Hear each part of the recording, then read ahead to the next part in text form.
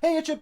So this is a video I did a what's in the box for last week. There was a couple of strings missing. So this is brand spanking new, but I think, I thought it was from the 90s, but there's a barcode. Still got the cellophane on it. This was still all sealed up in its box from being brand new, but the strings had kind of gone, well, two of them had snapped up here just from transit, so I swapped them over. The serial number starts 98 and on a barcode on the back here, and on the first number on the back of the serial number on the neck plate is 7, so I think it's a 1997 guitar, but still brand new, so still vintage, new old stock sort of thing. This is a Steve Salas signature model, which I can't remember the name of the band he's in. Somebody commented on the box opening thing. So brand new, never been played. It's my pal James bought it and said, do you want to do an unboxing thing? So I was like, yay. So returned the favour, I put these strings on it, basically. So I can do a wee demonstration of it. So I'll not be playing it too hard in case I scratch it. So got I assume a veneer tiger stripey type top on it. Body looks mahogany.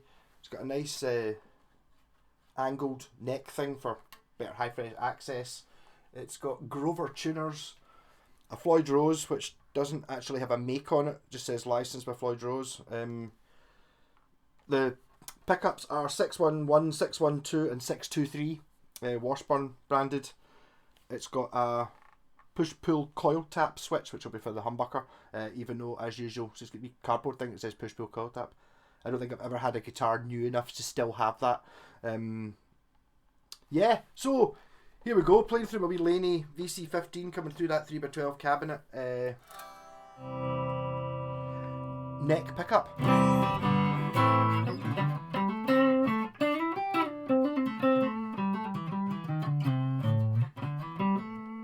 Tone.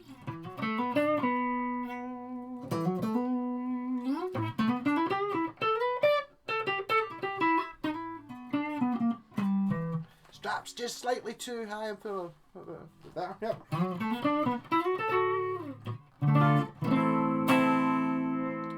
Tone back up. Position 4 being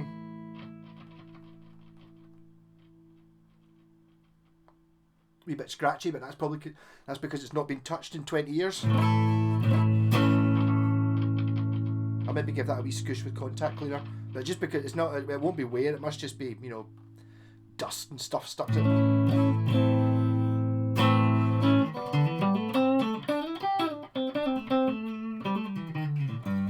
I'm getting right into single coil pickups these days. So basically, we're looking at a Strat. It's a Super Strat because it's got a Floyd Rose, but it's a more Stratty than Super Strat as opposed to being like an Ibanez RG. The neck on it is a Strat neck, pretty much. See, it's got the fret markings are on the top instead of being in the middle, just for something a little bit different. Quite like it. So quite a thick rosewood board on it as well. This isn't a cheapie. But it's got Grover tuners on it, so that's one of the first signs that it's not a cheapie. Middle position, which I'd never use myself. Right, I'm going to put that bass amp on because that's what the drum pedal's coming through. Position 2, which is the humbucker and the single coil. And then if I coil split it, it's the single coil and the single coil. Yeah.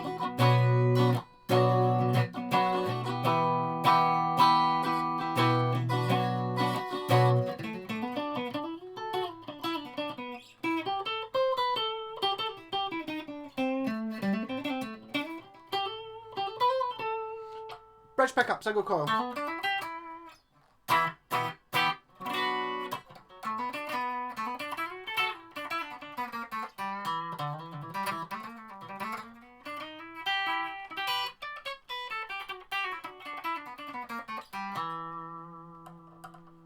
Got a Floyd. And then humbucker. As I always say, you're probably sick of hearing it. Humbuckers are better for distortion. Joyo US Dream pedal.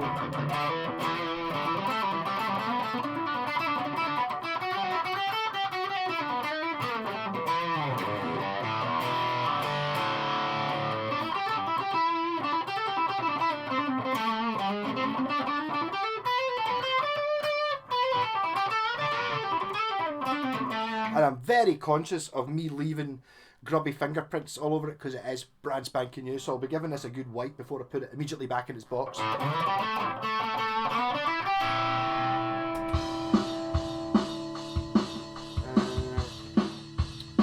Position 4.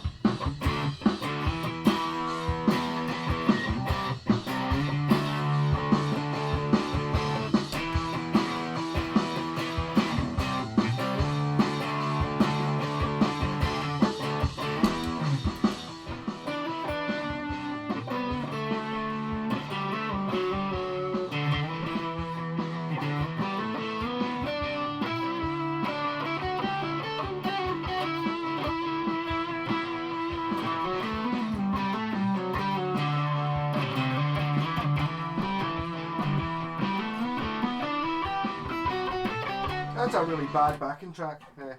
I apologise. Wasn't really timing with maybe not very good drum pattern. I'll try changing the drum pattern.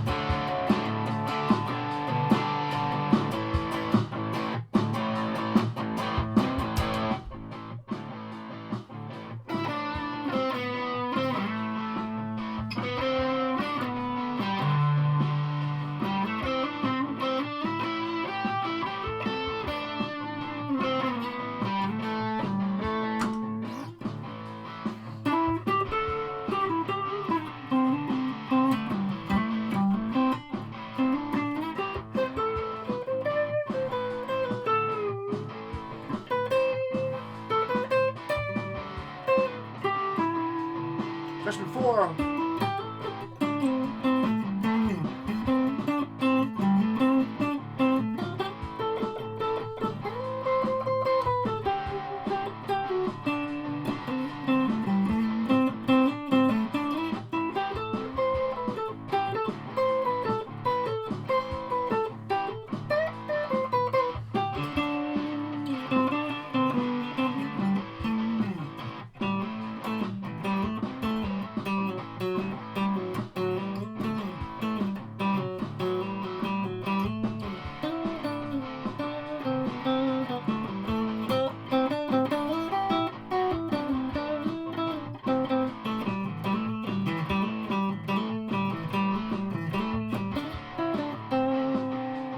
Question 2. Coil split.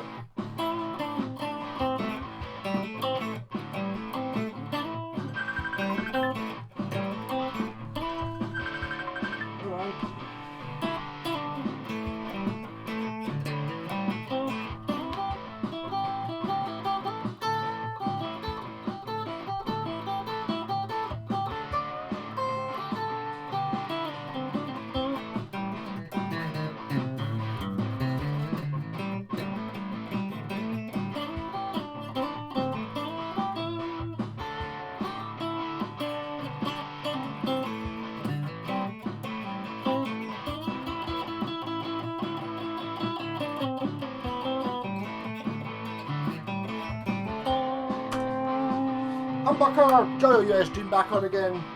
Rock.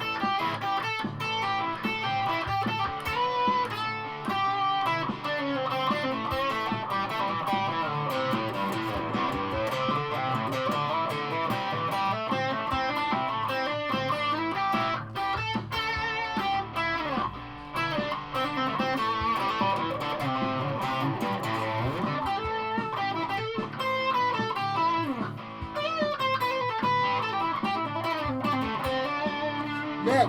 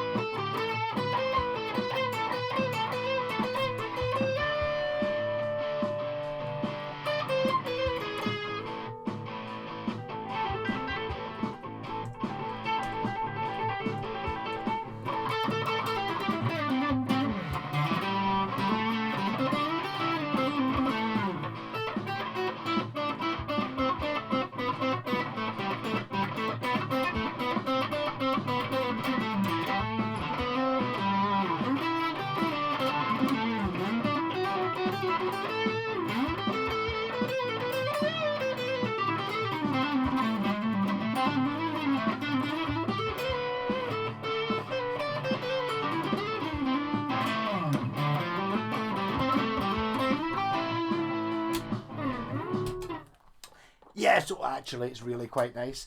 I said when in the unboxing video it's quite similar to my...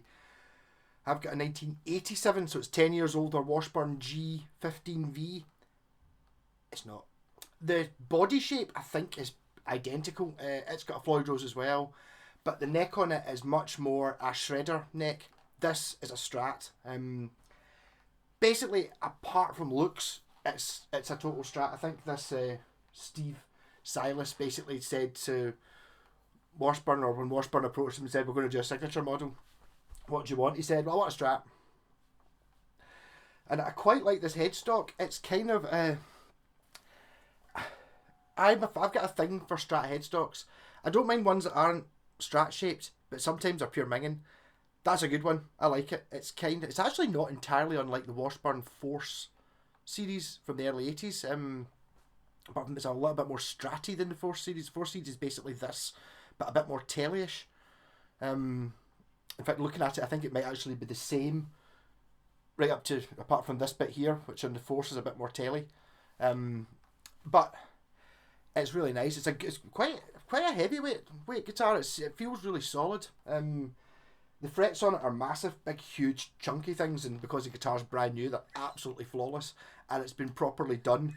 It's like quite often, considering it was in a box, it came out the box that this hasn't been set up.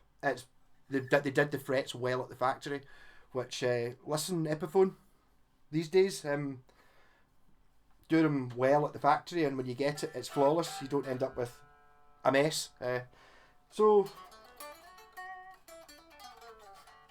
I kind of don't want to play it anymore because it's so new. It's kind of making me a little bit nervous.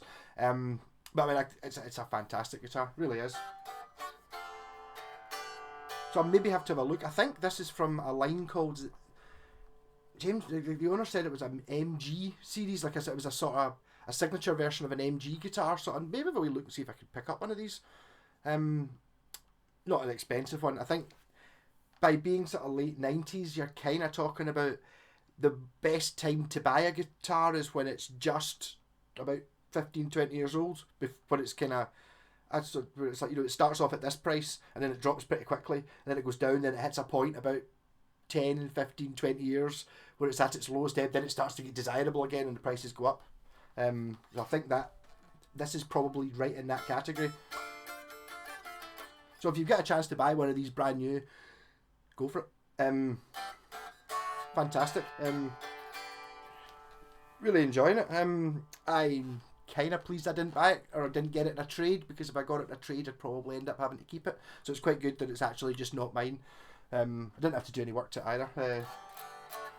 I put 10s on it, which I think I had 9s on before, so I did have to adjust the Floyd Rose a little bit. Just, if you get a guitar with a Floyd Rose, you know these things. There's plenty of YouTube videos now. If you go back 20 years, there weren't any YouTube videos, so if you had a Floyd Rose and you didn't know what it was, nightmare. But it's holding well.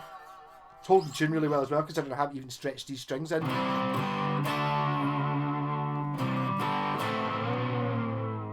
And apparently it's got the recess behind the Floyd Rose, so it does upbends. Apparently Washburn invented that, because in the original magazine advert for my G15, which this is a kind of a 10-year-old later version of it, it said, this is the first guitar that's got this routed behind the Floyd Rose. So whether that's actually true or not, but 1987 could be. I mean, I'd imagine that must mean that the Ibanez Gem didn't have it originally.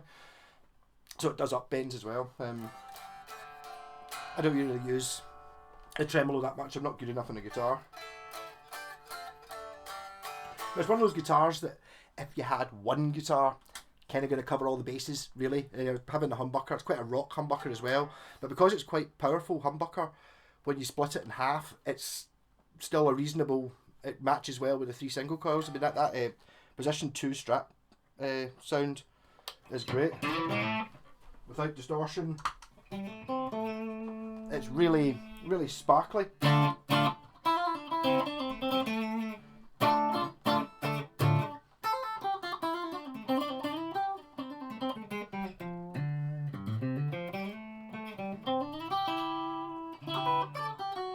Actually, because this is so new and I'm terrified of scratching it or dropping it or denting it in any way, I'm playing it quite lightly and it's actually working quite well. I think maybe I should be basically looking at how I play the guitar and maybe think about having an option to play a little bit softer rather than always being pure, muscles tense. I think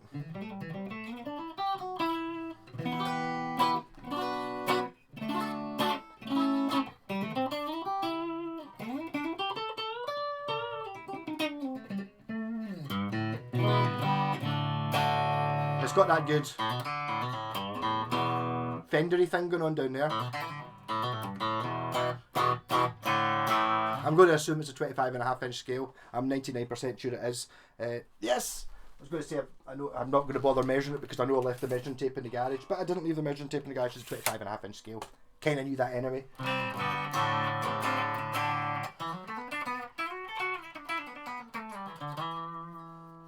Yes, so it's a stunner. Rocking. If you see one of these, I would go for it. Apparently, these were never released properly. They get made and then that's them getting released now. So I'm thinking there maybe was some sort of legal issue with I don't know whether it was something to do with Steve Salas or something like that, or I don't really know what happened to Washburn after they kind of left Japan. I don't even know where this is made. It doesn't say on it. I'd imagine it's Korean, but it doesn't say on it anywhere. So who's to say? It doesn't. I wouldn't have said it feels like a Samick, which quite often happens with Korean guitars. They feel like a Korean guitar. Not that it's a bad thing, it's just that I can kind of normally tell. This doesn't really. It's got like a satin finished neck. So it's very modern. I mean, I think that was probably quite a modern thing in 97 to have like a satin finished neck. It's like, so it's very, very fast. And also it's very, very, very, very clean. And it's got entirely no dents on it whatsoever because it's brand spanking new. Even though it's 20 years old. 30 years old. 97. 2000, 25, 24 years old. Probably. Rock on. Catch you later.